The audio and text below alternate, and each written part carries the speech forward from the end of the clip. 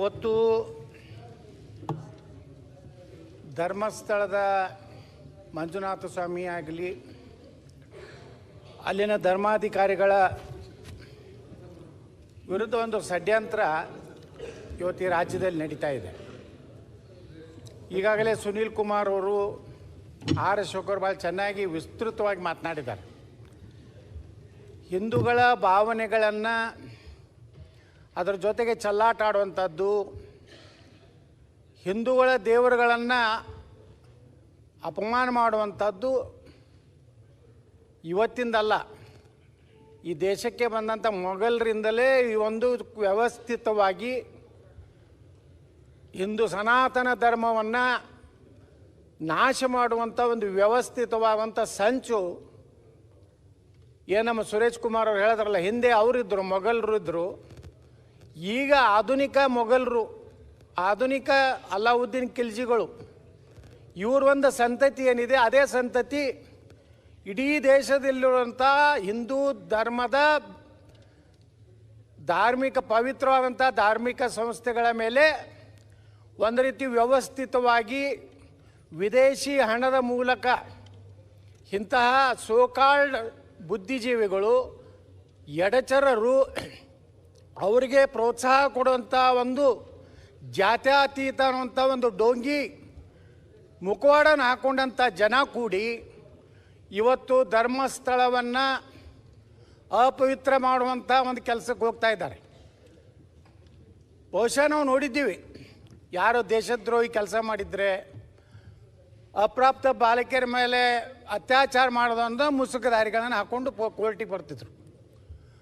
ಆದರೆ ಈ ಮನುಷ್ಯನಿಗೆ ಅವನು ಕೊಡುವಂಥ ಗೌರವ, ಅವನ 10 ಗಂಟೆಗೆ ಬಂದ ಮೇಲೆ ಅವನ ಅಧಿಕಾರಿಗಳು ಕರ್ಕೊಂಡು ಹೋಗುವಂಥದ್ದು, ಅವನ ಹಾವಭಾವ ನೋಡಿದಾಗ ವ್ಯವಸ್ಥಿತವಾಗಿ ಧರ್ಮಸ್ಥಳದ ಮೇಲೆ ಯಾವ ರೀತಿ ಅಯ್ಯಪ್ಪ ಸ್ವಾಮಿ ದೇವಸ್ಥಾನದ ಮೇಲೆ ಆಯಿತು, ತಿರುಪತಿ ದೇವಸ್ಥಾನದಲ್ಲಿ ಲಾಡೂದಲ್ಲಿ ದನದ ಕೊಬ್ಬನ್ನು ಸೇರಿಸುವಂಥ ವ್ಯವಸ್ಥಿತವಾದಂಥ ಸಂಚು ನಡೀತು.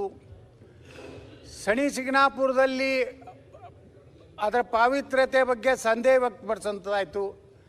ಇದನ್ನೆಲ್ಲ ನೋಡಿದಾಗ ನಮಗೆ ಅನ್ನಿಸ್ತಾ ಇದೆ, ಇವತ್ತು ಧರ್ಮಸ್ಥಳವನ್ನು ಸಹ, ಯಾಕಂದ್ರೆ ಧರ್ಮಸ್ಥಳ ಅಂದ್ಕೊಳ್ಳೇ ಮೊದಲ ಅನ್ನವನ್ನು ನೀಡುವಂಥ, ಪ್ರಸಾದ ಕೊಡುವಂಥ ದಾಸೋಹ ಪ್ರಾರಂಭ ಮಾಡಿದಂಥ ಒಂದು ಧಾರ್ಮಿಕ ಸಂಸ್ಥೆ. ಅದು ಯಾವುದೇ ಜಾತಿಯವರು ಅದರದ್ದು ಧರ್ಮಾಧಿಕಾರಿ ಇರ್ಬೋದು, ಆದರೆ ಇಷ್ಟು ವರ್ಷ ಅದರ ಪಾವಿತ್ರ್ಯತೆಯನ್ನು ಧರ್ಮಸ್ಥಳ ಮಂಜುನಾಥ ಸ್ವಾಮಿಯ ಹೆಸರಿನಿಂದ ಅನೇಕ ಸಮಾಜದ ಧಾರ್ಮಿಕ ಸಾಂಸ್ಕೃತಿಕ ನಮ್ಮ ಗತವೈಭವವನ್ನು ಮುನ್ನಡೆಸ್ಕೊಂಡು ಹೋಗುವಂಥ ಒಂದು ಪವಿತ್ರ ಕೆಲಸ ಇವತ್ತು ಧರ್ಮಾಧಿಕಾರಿ ವೀರೇಂದ್ರ ಹೆಗ್ಗಡೆ ಅವರು ಮಾಡಿದ್ದಾರೆ. ಅಧ್ಯಕ್ಷರೇ, ನಮ್ಮ 3000 ಮಠದ ಸ್ವಾಮಿಗಳು ಮೊನ್ನೆ ಒಂದು ಮಾತು ಹೇಳಿದ್ರು, ಈ ರಾಜ್ಯದಲ್ಲಿ ಅನೇಕ ವೀರಶೈವ ಮಠಗಳಿವೆ, ಆದರೆ ಇವತ್ತು ಭಜನಾ ಮಂಡಳಿಗಳು ಸುಮಾರು 3,000 to 4,000 ಭಜನಾ ಮಂಡಳಿಗಳನ್ನು ಪ್ರೋತ್ಸಾಹ ನೀಡಿ ಇಡೀ ನಮ್ಮ ಸನಾತನ ಧರ್ಮದ ವೈಭವವನ್ನು ಹಿಡಿಯುವಂಥ ಕೆಲಸ ಇವತ್ತು ಧರ್ಮಾಧಿಕಾರಿಗಳು ಮಾಡಿದ್ದಾರೆ. ನಿಮಗೆ ಏನೋ ಒಂದು ಘಟನೆ, ಸೌಜನ್ಯ ಒಂದು ಹೆಸರು ಮಾತ್ರ ತಗೊಂಡು ಯಾವನೋ ಒಬ್ಬ ಹೇಳ್ತಾನೆ, ಅಂಥದಕ್ಕೊಂದು SIT ನೇಮಕ ಮಾಡಿದ್ದೇ ಮೊದಲೇ ದೊಡ್ಡ ತಪ್ಪು. ಮೊದಲು ಅವನ ತನಿಖೆ ಮಾಡಬೇಕಾಗಿತ್ತು, ಅವನು ಎಷ್ಟು ಯೋಗ್ಯದಾನೆ, ಅವನ ಇತಿಹಾಸ ಏನಿದೆ, ಅವನ ಚರಿತ್ರೆ ಏನು, ಅವ ಎಲ್ಲಿಂದ ಬಂದ. ಅಶೋಕರು ಹೇಳಿದ್ರಲ್ಲ, ಅವರೊಂದು ಮತ್ತೊಂದು ಧರ್ಮಕ್ಕೆ ಧರ್ಮಾಂತರ ಆಗಿದ್ದಾನೆ ಅಂತೇಳಿ. ಇದನ್ನೇ ಎಲ್ಲ ಅವನ ಇತಿಹಾಸವನ್ನು ತಿಳ್ಕೊಂಡ ಮೇಲೆ, ಯಾಕಂದ್ರೆ ಪೊಲೀಸ್ ಇಲಾಖೆ, ನಮ್ಮ ಕರ್ನಾಟಕ ಪೊಲೀಸ್ ಇಲಾಖೆ ಹೆಂಗಾಗಿಬಿಟ್ಟಿದೆ ಅನ್ನೋದು ಅಧ್ಯಕ್ಷರೇ, ಮೈಸೂರಿನಲ್ಲಿ ಡ್ರಗ್ ಏನು ಕಾರ್ಖಾನೆ ಇದ್ದಿದ್ದು ಗೊತ್ತಿಲ್ಲ, ಮಹಾರಾಷ್ಟ್ರದವರು ಗುಜರಾತ್ದವರು ಕರ್ನಾಟಕ ಬಂದು ಅವನ್ನೆಲ್ಲ ಅಪರಾಧಿಗಳನ್ನ ಹಿಡ್ಕೊಂಡು ಹೋಗ್ತಾರೆ. ನಮ್ಮ ಗೃಹ ಮಂತ್ರಿಗಳದ ಒಂದು 2-3 ಉತ್ತರ ನನ್ನ ಗಮನಕ್ಕೆ ಬಂದಿಲ್ಲ, ಪರಿಶೀಲಿಸಿ ಹೇಳುತ್ತೇನೆ. ಈಗ ನಾನು ಚರ್ಚೆ ಮಾಡುತ್ತೇನೆ.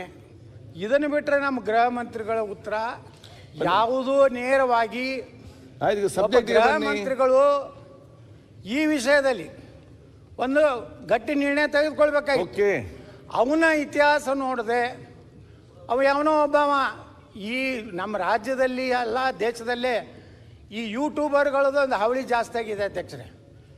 ಇಷ್ಟು ಕೆಟ್ಟ ಪರಿಸ್ಥಿತಿ ಆಗಿದೆ ಯೂಟ್ಯೂಬರ್ಗಳದು. ಅವರು ವೈಯಕ್ತಿಕ ಚಾರಿತ್ರ್ಯ ಹರಣ ಮಾಡುವಂಥ ಎಲ್ಲ ರಾಜಕಾರಣಿಗಳು ಎಲ್ಲರದು ಈ ರಾಜ್ಯದಲ್ಲಿ ಇಂಥ ಯೂಟ್ಯೂಬರ್ಗಳು ಕೂಡ್ಕೊಂಡು ಒಂದು ಪವಿತ್ರವಾದಂಥ ನಮ್ಮ ಧರ್ಮ, ಅವೇನೂ ಸಂಬಂಧ ಇಲ್ಲ ನಮ್ಮ ಧರ್ಮಕ್ಕೆ, ಅವ ಯಾವುದೋ ಬೇರೆ ಧರ್ಮದವ, ಅವನ ಹೈಲೈಟ್ ಮಾಡೋದು, ಅವ ಏನೇನೋ ಕತೆಗಳನ್ನು ಕಟ್ಟಿ ಈ ರೀತಿ ಹಂಗಾದರೆ ನಾಳೆ ಹೇಳ್ತಾನೆ ಅವನು ಮುಸುಕದಾರಿ ಧರ್ಮಸ್ಥಳ ಮಂಜುನಾಥ ದೇವಸ್ಥಾನ ಕೆಳಗೆ ಹೋಗಿದ್ದಾರೆ ಅಂದ್ರೆ ಅದನ್ನು ಹಾಡ್ತೀರಾ? ಈಗ ಬಾಹುಬಲಿ ಗುಡ್ಡಕ್ಕೆ ಬೆನ್ನ ಹತ್ತದ್ರಿ ಅಂದರೆ ಇನ್ನೂ ಎಷ್ಟು ದಿವಸ ಈ SIT ಅವ್ರು ಈ ಕೆಲಸ ಮಾಡೋರು? ನನಗೆ ಕೇಳಿದ್ರೆ SITಯನ್ನು ಇವತ್ತೇ ಕ್ಲೋಸ್ ಮಾಡಬೇಕು, ಮಾಡಿ ಮಧ್ಯಂತರ ರಿಪೋರ್ಟ್ ಬೇಕಾಗಿಲ್ಲ ನಮಗೆ. ಈಗ 13 ಕಡೆ ನೀವು ಹಡ್ಡಿ ನೋಡಿರಿ, ಏನು ಸಿಕ್ಕಿಲ್ಲ. 20 ಅಡಿ ತಳಗೆ ಯಾರು ಹಾಡ್ತಾರೇನ್ರಿ? ನಾವು ವೀರಶೈವ ಲಿಂಗಾಯತರದೀವಿ, ನಾವೆಲ್ಲ ನಮ್ಮನ್ನು ಉಳ್ತಾರೆ. ಎಷ್ಟು 6, 3, 6 ಫೂಟು ಎಲ್ಲರಿಗೆ ನಮ್ಮ ಲಿಂಗಾಯತರೊಳಗೆ.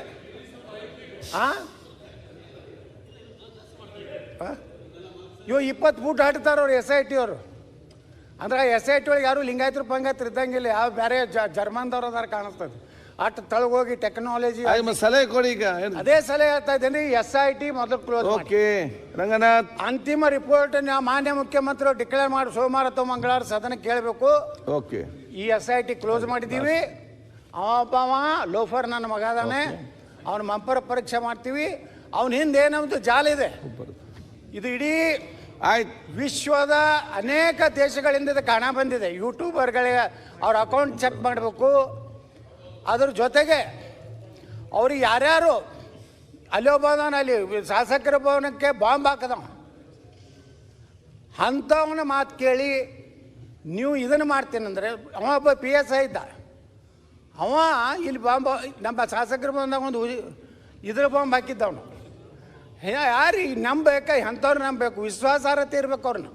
ಓಕೆ, ನಿಮಗೆ ಯಾವ ಮಾಹಿತಿ ಕೊಡೋರ ಬಗ್ಗೆ ವಿಶ್ವಾಸಾರ್ಹತೆ ಇಲ್ಲಾರ್ದವ್ರು ನಂಬಿ SIT ನೇಮಕ ಮಾಡಿ ನಿಮ್ಮ ನೀತಿ ಏನಿದೆ ಸರ್ಕಾರದ್ದು, ಹಿಂದೂ ಸಮಾಜವನ್ನು ಆದಷ್ಟು ಬೇಗನೆ ನಾಶ ಮಾಡಬೇಕು ಅನ್ನೋಂಥ ವ್ಯವಸ್ಥೆ ಏನಿದೆ, ಇದರಿಂದ ನಾವು ಸರ್ಕಾರಕ್ಕೆ ಆಗ್ರಹ ಮಾಡ್ತೀನಿ, ಅವ್ರನ್ನೆಲ್ಲ ಅರೆಸ್ಟ್ ಮಾಡಿ ಅವ್ರನ್ನೆಲ್ಲ ತನಿಖೆ ಮಾಡಿ, ಈ ಒಂದು ಇನ್ಮೇಲೆ ಅಲ್ಲಿ ಅಗಿಯೋದಾಗಲಿ, ಮುಂದಿನ ತನಿಖೆ ಧರ್ಮಸ್ಥಳ ಮಾಡೋದಾಗಲಿ ಮಾಡಿದ್ರೆ ಕರ್ನಾಟಕದಲ್ಲಿ ದೊಡ್ಡ ಕ್ರಾಂತಿ ಆಗ್ತದೆ. ಜನ ಹಿಂದೂಗಳು ಸುಮ್ಕುತ್ತಾರಂದ್ರೆ ಸುಮ್ಕುತ್ತೆಲ್ಲ ನೋಡ್ತಾ ಇದ್ದಾರೆ, ಕಾದು ನೋಡ್ತಾರೆ.